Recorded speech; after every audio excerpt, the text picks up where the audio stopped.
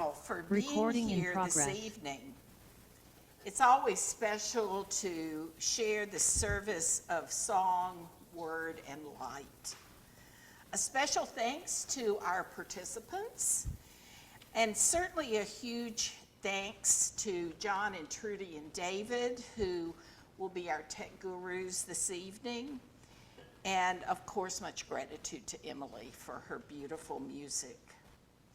And before we begin our service, I'd like everyone to help me sing happy birthday to Dick Bain, who's participating in our service today from home.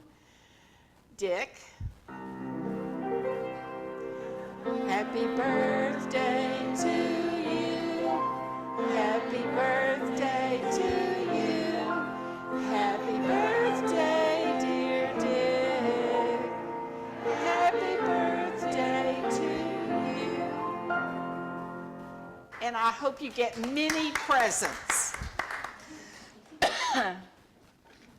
I have the opportunity this evening to give instructions for how to light our candles to prevent candle wax from falling on fabric or stone or carpet or people.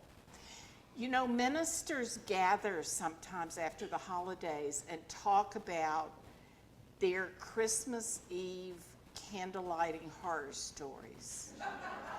So for those of us who are ministers, who already have enough gray hair, I would invite you to follow these instructions. So I will begin lighting our candles. Just before we start singing Silent Night, you'll be invited to get up and let's make a circle all the way around up here. And if you have trouble moving or with mobility, or you can't stand very long, then just find a chair on the end of the row. Now then, this is high-tech how to light a candle. So if your candle is already lit, you hold yours steady, and the person on either side of you will bend their candle and light theirs off of yours. And then you don't drop wax on them, or the person next to you, or the chairs. And then the candle will go around with no Funniest Home Videos episodes. So make sure when we get up and stand that you take your bulletin with you so that you will have the words to Silent Night and Joy to the World and Let There Be Peace, all those things we love.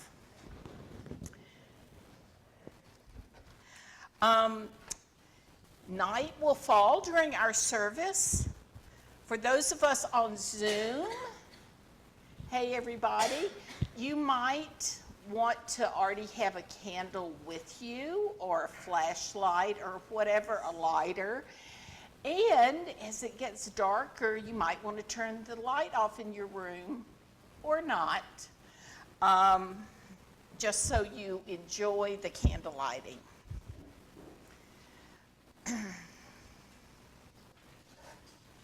So I hope everyone has a candle.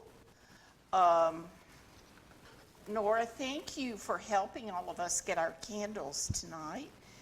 And let us also offer blessings not only to Christians who are celebrating Christmas Eve, but also our Jewish brothers and sisters who at sunset tonight begin celebrating Hanukkah.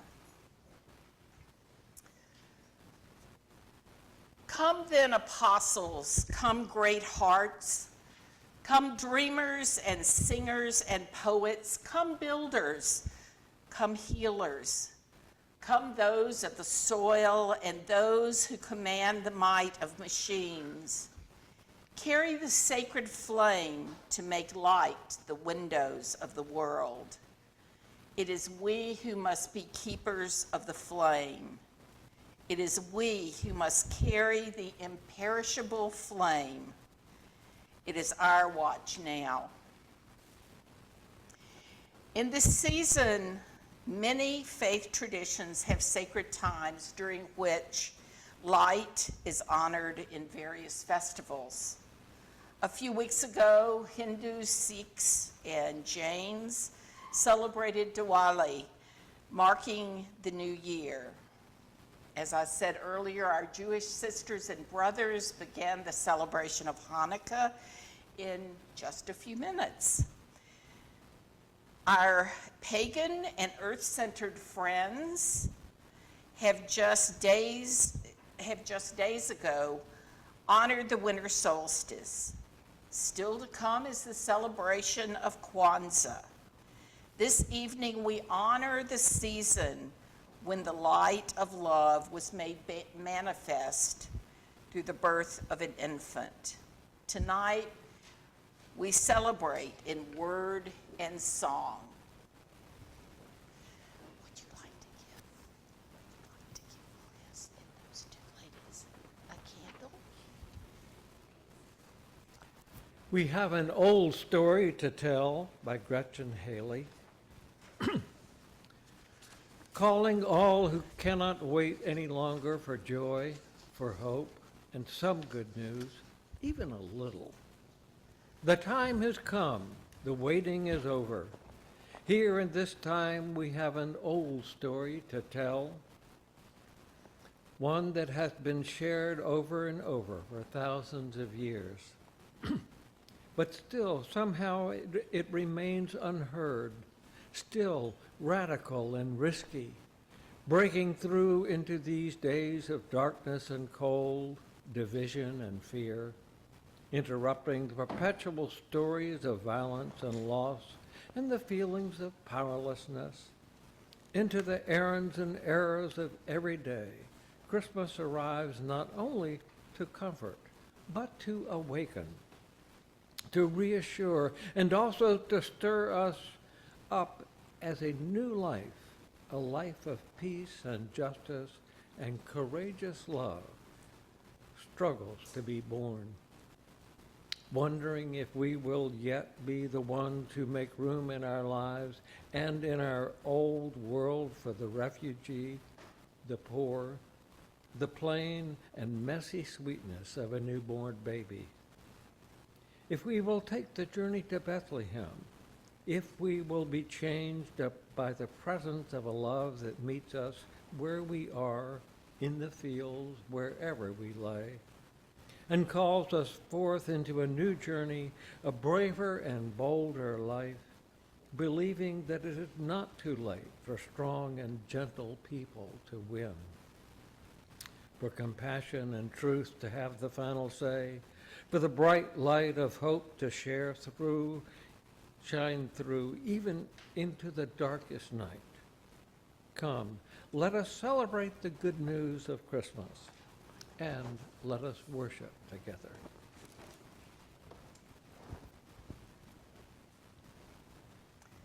Usually we say words together on Sunday morning when we light the chalice.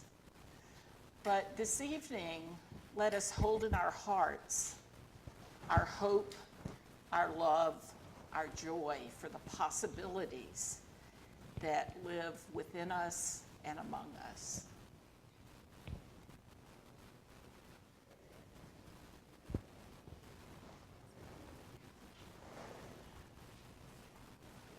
And David?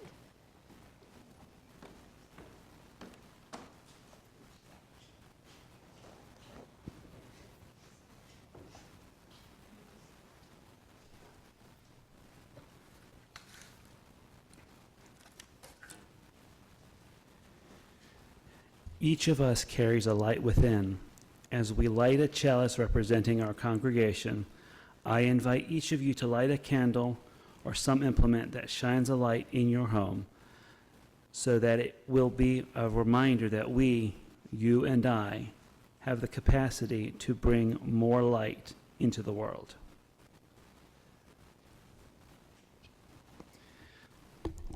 Light a candle in the darkness, and you pierce the gloom.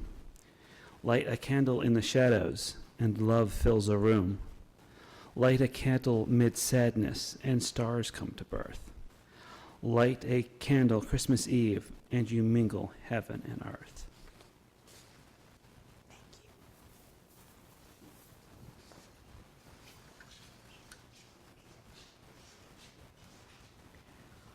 Once again, we come together, young and old, on a winter night, following a star. We come to seek and to celebrate Christmas. In ages past, our primitive ancestors feared the winter, for as the sun diminished, life diminished. As the sun slowly withdrew its life-giving rays, all nature shriveled and died, or seemed to die. Shivering in the biting cold and the long darkness of the nights, people believed they were being punished. They prayed that the sun might return and dead things come to life again. And the sun always did return, and people rejoiced and gave thanks.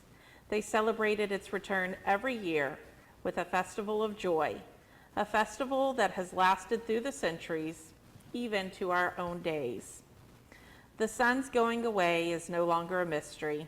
We know why it seems to go away each year, and we know that even now it has turned and has started on its long journey back.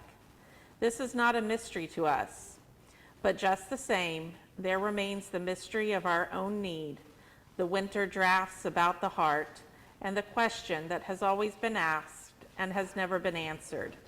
Why are we here on this beautiful ball, turning through the vastness of space? We, all of us, share this kind of winter, and our eyes still search through the darkness of the night for a sign. Robert Killam.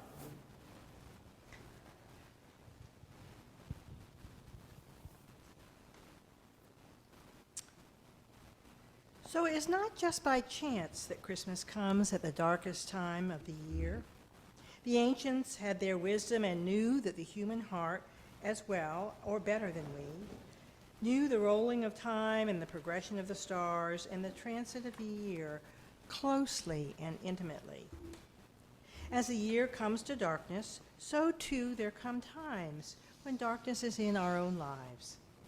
Loss of one we love, illness and threat to our own sense of being and integrity, personal stress when we are overwhelmed and frightened by strange voices within ourselves, anxiety about the uncontrolled and unmanageable changes in the world around us, the maybe breakup of our family by alienation or children growing up, or changes in ourselves or those we love, pulling apart the fabric of hope, joy, security, crisis of one kind or another.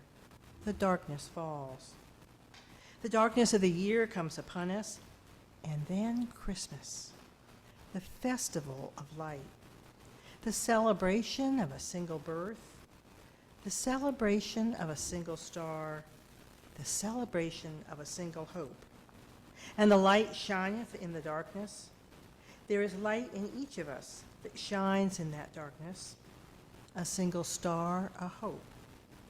Sometimes we do not look. Often we need to be open to the guidance of others to see the light. Sometimes we have to let go of the darkness to see the light. This Christmas, may we turn our eyes to the star, the light, the hope, the love that shines in the darkness. The light shines on in the darkness, a darkness that did not overcome it.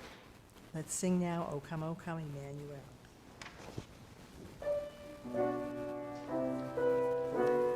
Please rise in body or spirit.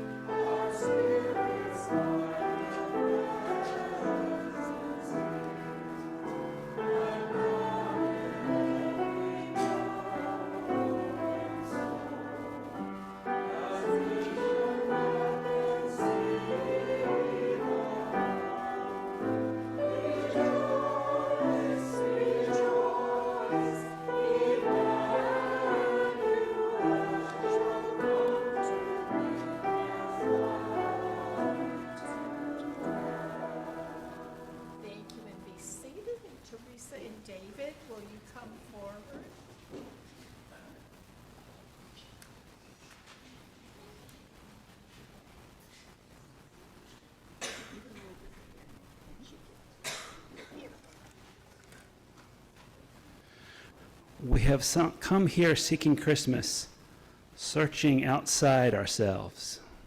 For what can be found only within. We will not find Christmas here unless we have brought it with us. Christmas is a season of spirit, a habit of the heart. Not reserved for designated days in December, but available all day, all year. Lighting our way through the darkness and the dullness of the winters of our souls, and the Bethlehem that dwells in each one of us. There a star shines, in spite of ourselves, and the absurdities and ironies of our existence. We need to be reminded now and then of that star's abiding presence and persistence in each one of us. That star has led us here on this holy night where all is calm, all is bright. Here we pause, if only for a moment, in the midst of holiday madness, To listen to the angel voices that sound softly inside each of us, proclaiming the truth of Christmas that lies beneath all the tinsel and glitter and spending the ho-ho-hos that quickly become, for many of us, bah humbugs. As we pause here on this winter evening, let us listen quietly to those whispers of Christmas truth, of the gifts of Christmas that cannot be got or bought or sold, but can only be freely given and gladly given. With ourselves and others.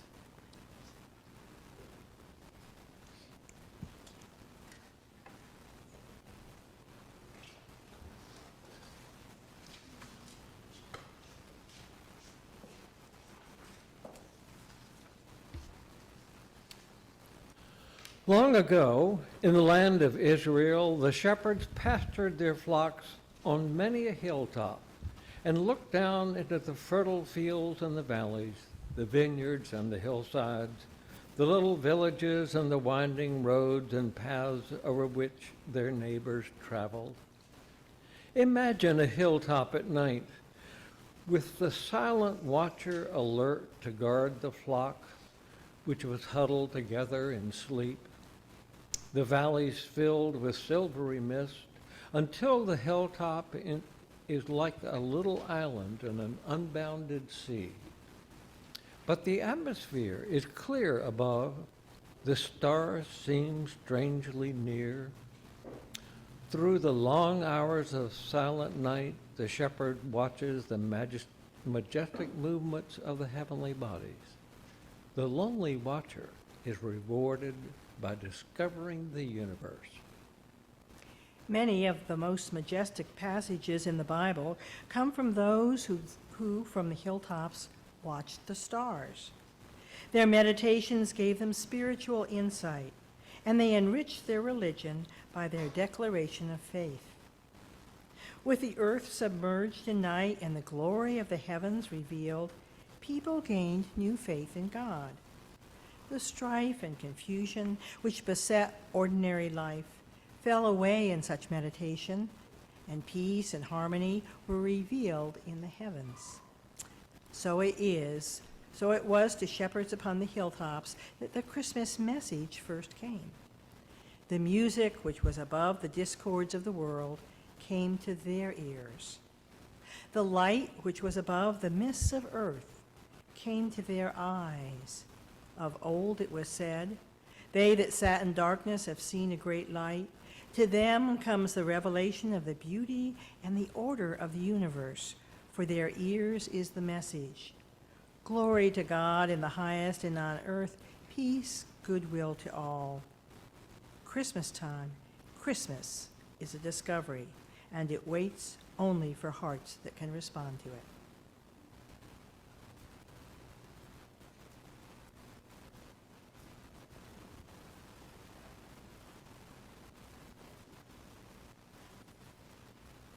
This is a reading by Frederick Buechner. Whether he was born in 4 BC or 6 BC, Bethlehem or Nazareth, whether there were multitudes of the heavenly hosts, to him the glory of it was just Mary and her husband. When the child was born, the whole course of human history was changed.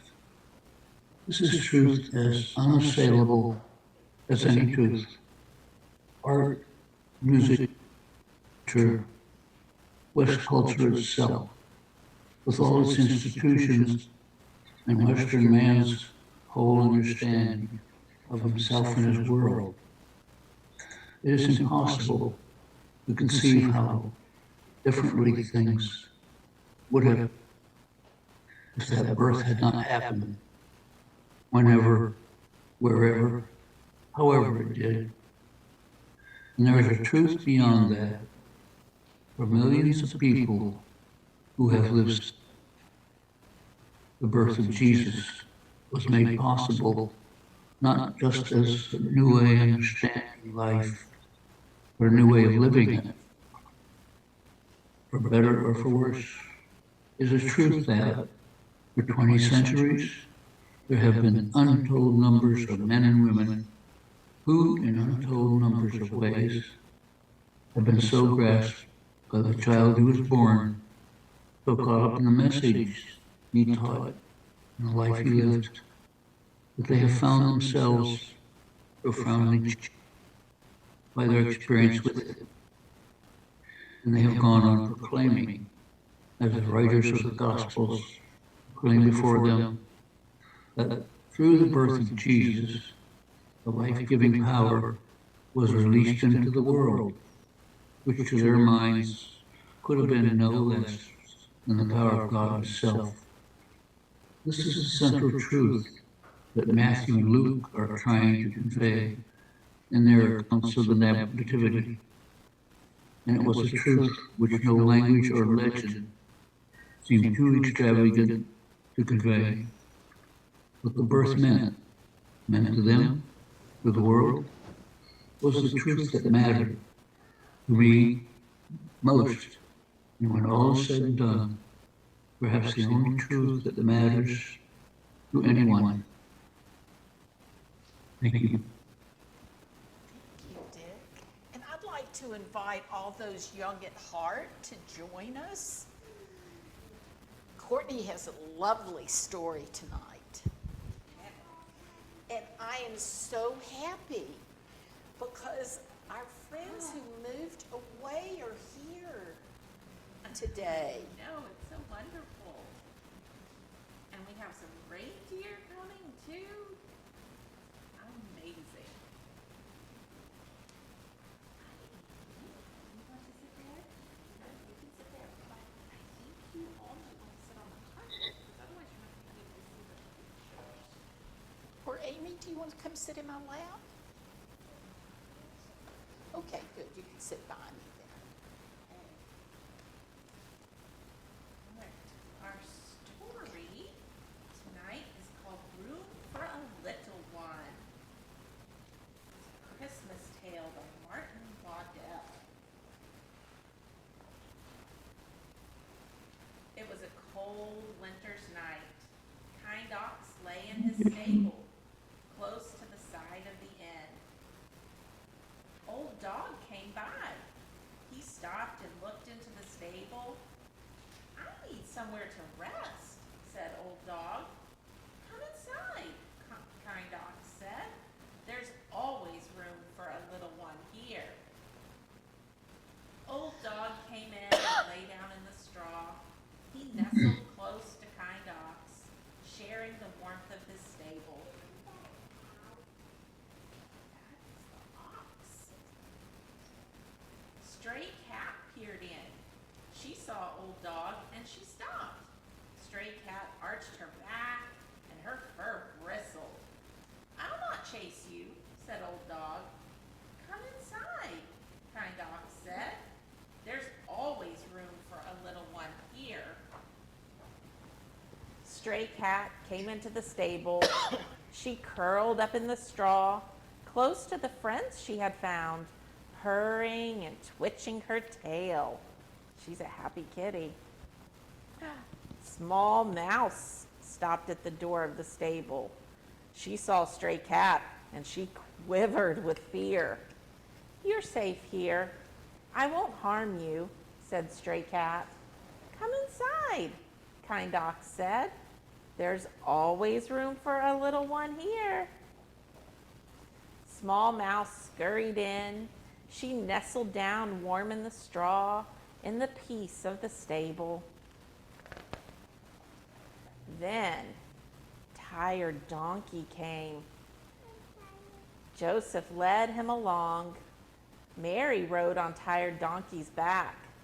Joseph was cold and Mary was weary, but there was no room at the inn. Like a hotel. "Where will my baby be born?" Mary asked. "Come inside," Kind Ox called to Tired Donkey. "There's always room for a little one here." Tired Donkey brought Mary into the stable. Joseph made her a warm bed in the straw to save her from the cold of the night.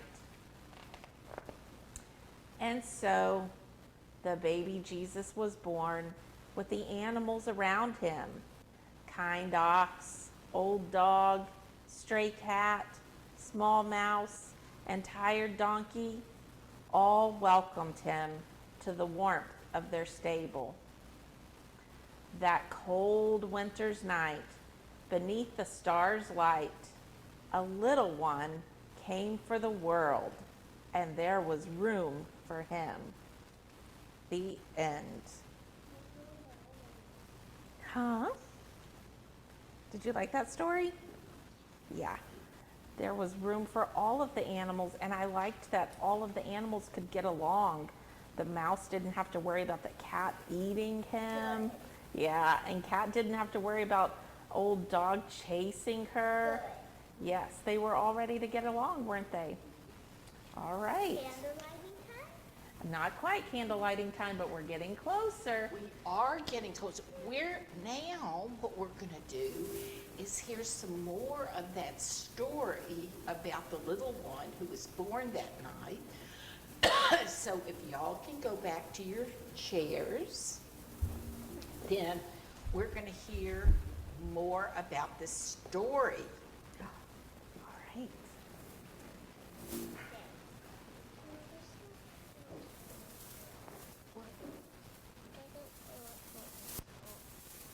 It doesn't.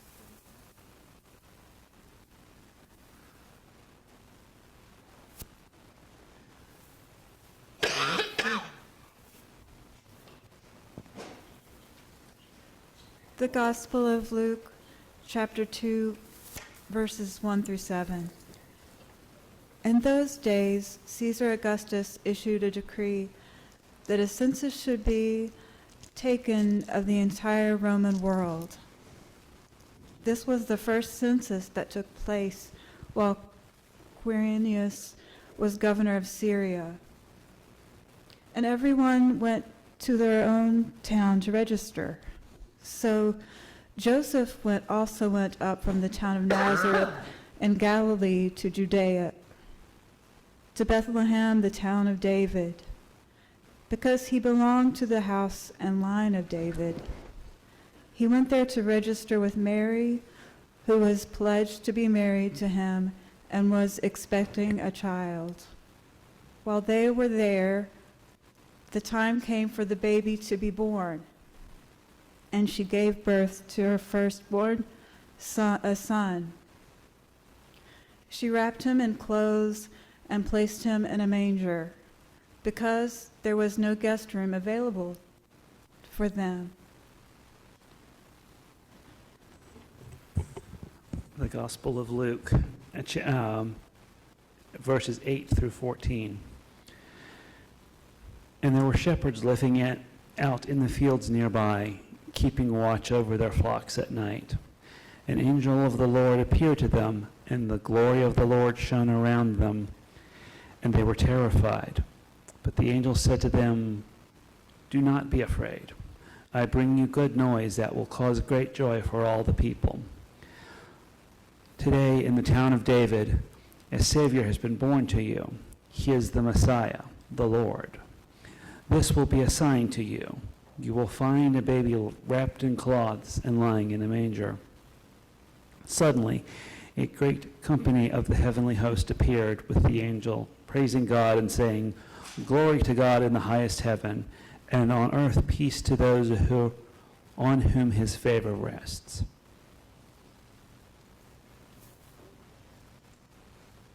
The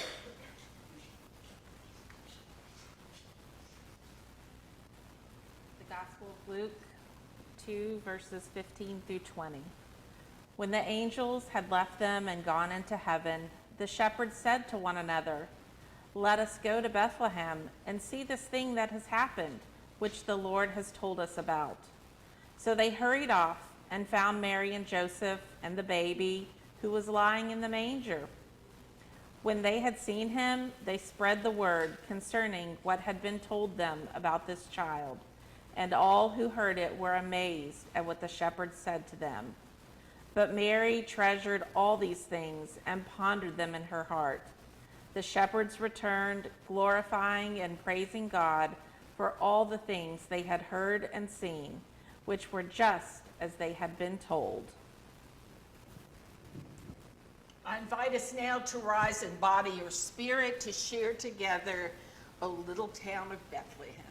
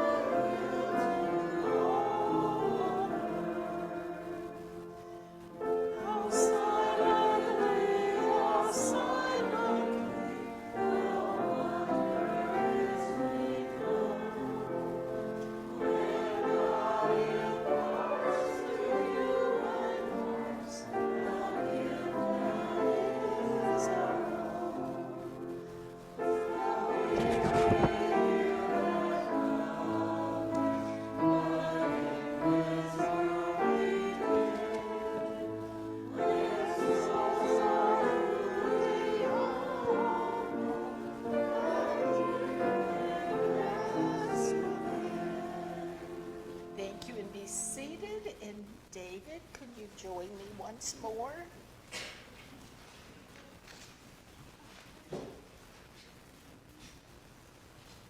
And we are sad that Kim isn't feeling well tonight, so I'm playing Kim for some things. Stars twinkling in the night air became beacons leading to a babe in a manger or a cave or other humble place in east or west. A child in whom the human race was born again. And simple shepherds so close to the earth became heroes in a great miracle play, finding the newborn babe before the great kings of the East. and angels, those celestial non-creatures, made heavenly music to stir the heart of centuries. Oh, we don't know it happened that way, but one must admit it is very poetic. Only a myth, you say? Of course, only a myth. The stuff that dreams are made of, the fictions which hopes are made of, the fabrications of which joys are made of. Only a myth. And yet those myths link us with those we never knew. And will link us with those we will never know. They will speak a poetry irresistible. For we are sustained not by bread alone, or by reason, or by fact, or by the daily humdrum. So much as we are by the poetry of the human imagination. Which paints pictures before there were only colors, which forms songs from where before there were only sounds, which writes stories where before there were only words. Someone needs to be our storyteller. For human life is more than a bleak passage between the portals of life and death. It is a story, a myth. It is the myth of Jesus, or the Buddha, or Confucius. Heroes of the race. Or it is the story of a life, yours or mine, a story with a beginning and an ending, and all that goes between of hope and despair. This evening, we take an offering of our gifts for the Minister's Discretionary Fund, which is a special fund when people have a private emergency or need some extra help. Money from the Minister's Discretionary is given confidentially to respect people's needs. And so, yes, there, thank you, you're ahead of me on that. So, is your mom gonna help you? Thank you. Okay.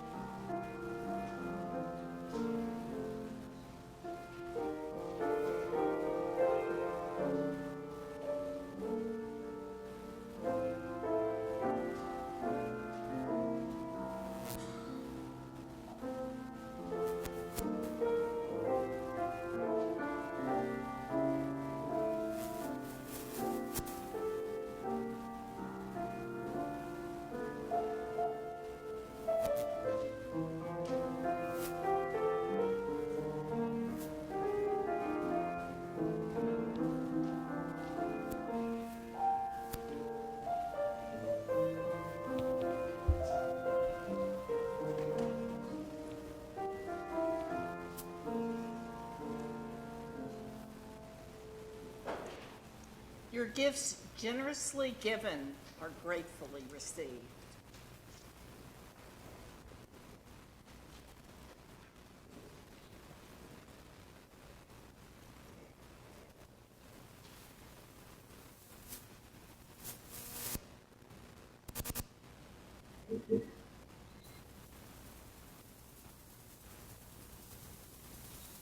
The call of that special star, Christmas.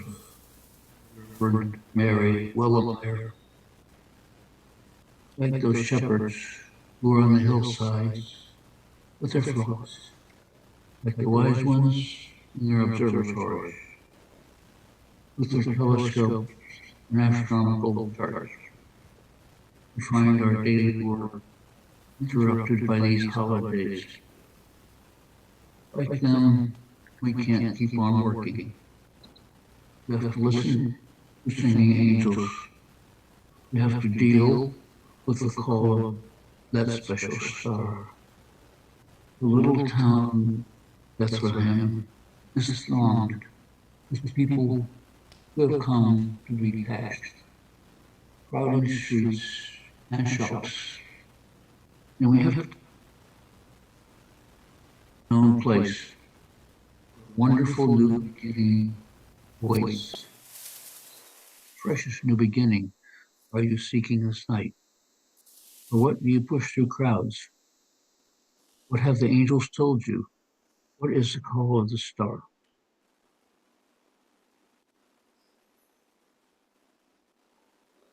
Amen.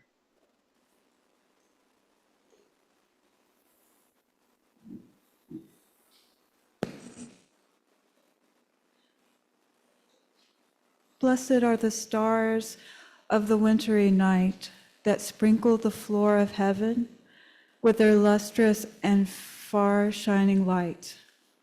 Blessed is the moon that seems like a lovely maiden walking in the fields of sky, clothed with a raiment of wondrous golden light. Blessed is the sun with its great brightness, circling the seasons and brightening, bringing the benediction of every renewed life up to the earth. Blessed are the hearth fires, the lamps and tapers that hallow our homes and make a glow of beauty within the surrounding shadows.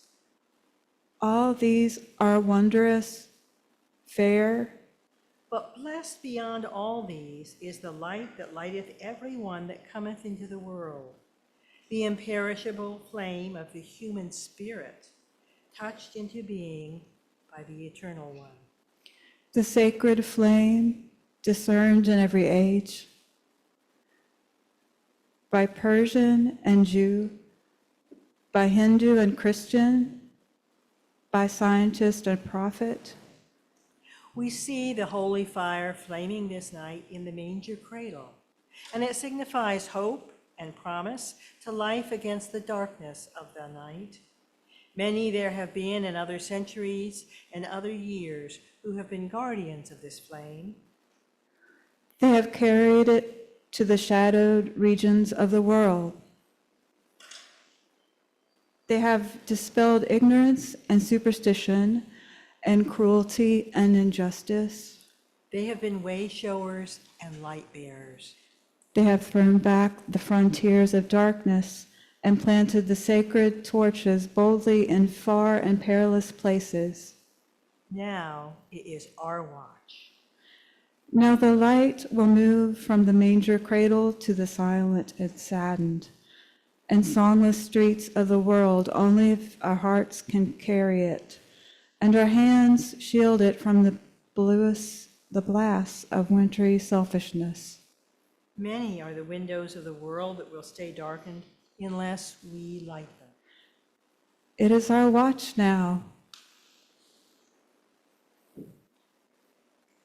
Let us rise in body or spirit to share the hymn, It Came Upon the Midnight Clear.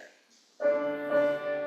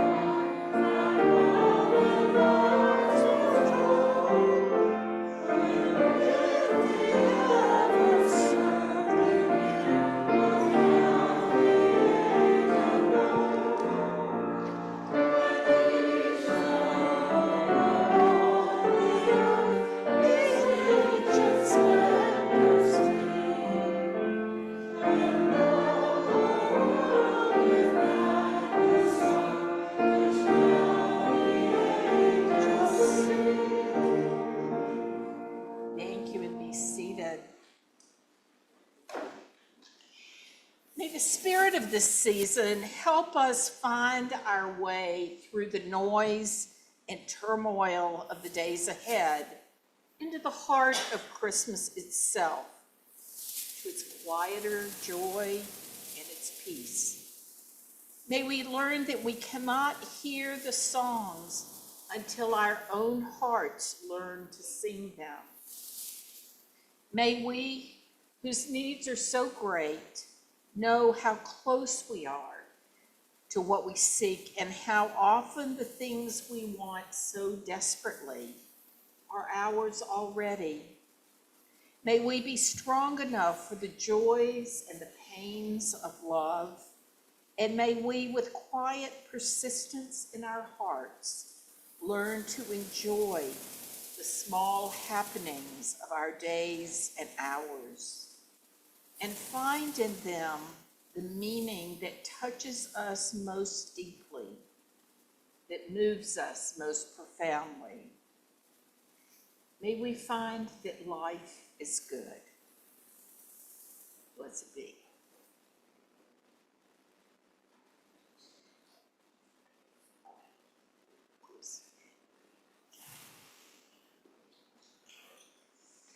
Sitting here together, communing in spirit here or comfortably in our own homes or other special place, the earth has turned and night has come once again. Though this season celebrates the light, let us also honor the darkness that gives birth to light. I now invite each of us to stand as you are able and move to the aisles with your bulletins so that we may create a circle of light. Let the light we hold remind us that though there may be darkness in the world or in our lives, we are not alone. The light and love we give to one another has the power to banish darkness. To love is an act of courage. The darkest hour has passed. The sun has begun its ascendancy. As we prepare to go back into the rhythm of our lives, let us hold in our hearts the wonder of the birth of an innocent.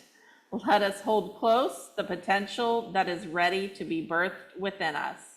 Let the light we hold be a sign of who we are becoming. Let us rise and let's try to make a circle here. Can you go close the door so it's dark?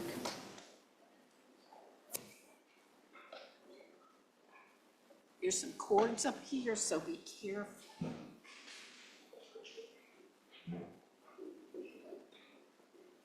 This is one of my favorite things during the year, is being in a circle of people of goodwill who care about one another. So let us begin singing as we light our candles.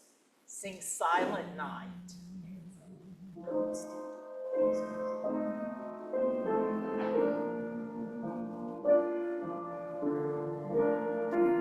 tilt into mine, and then you're gonna hold yours still, and he'll tilt into yours.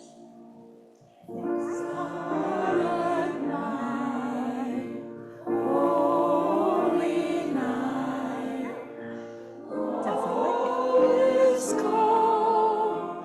All is bright.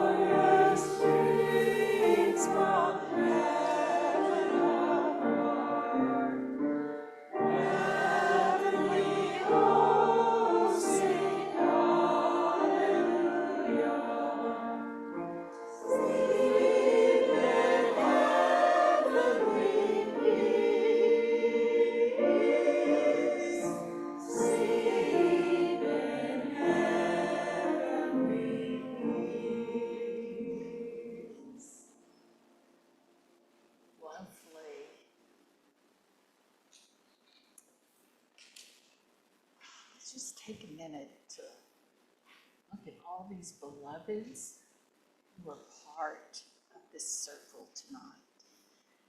And let's also remember our beloveds who aren't here this evening, who we want to bring into this service in spirit, because we know that our beloveds on Zoom are in here with us anyway. Let us remember to honor the light that is meant to be shared. Let us remember each day to pass on the light. Let our light bring hope to others, hope that conquers fears. To love one another, we give love, the love that frees us to act courageously. And as we go from this place in just a few moments, may we take with us both the love that we share with one another and a word about how to live the spirit of Christmas in our lives. And my favorite Christmas quote from Howard Thurman: "When the song of the angels are stilled, when the star in the sky is gone, when the kings and princes are home, when the shepherds are back with their flocks, the work of Christmas begins. To find the lost, to heal the broken, to feed the hungry, to release the prisoner, to rebuild the nations, to bring peace among all peoples, to make music in our hearts." Our benediction is one that is sung because it's a blessing that we must work for every day. Let there be peace on earth.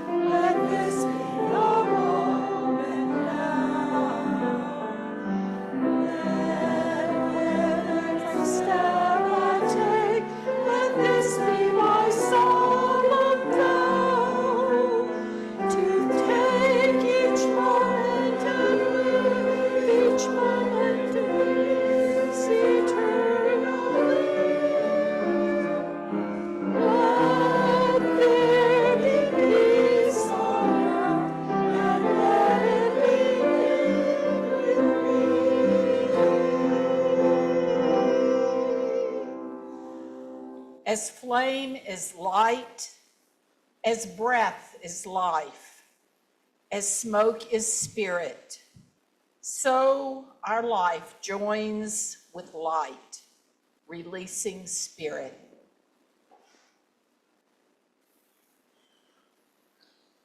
Let us rejoice in the spirit of this season, and let us go in love and go in peace. Blessed be. Amen.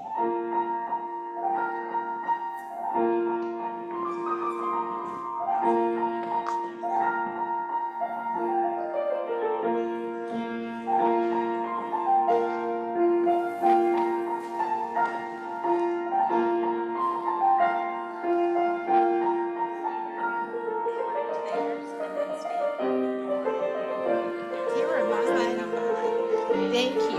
It's such a big help. They're not gonna say.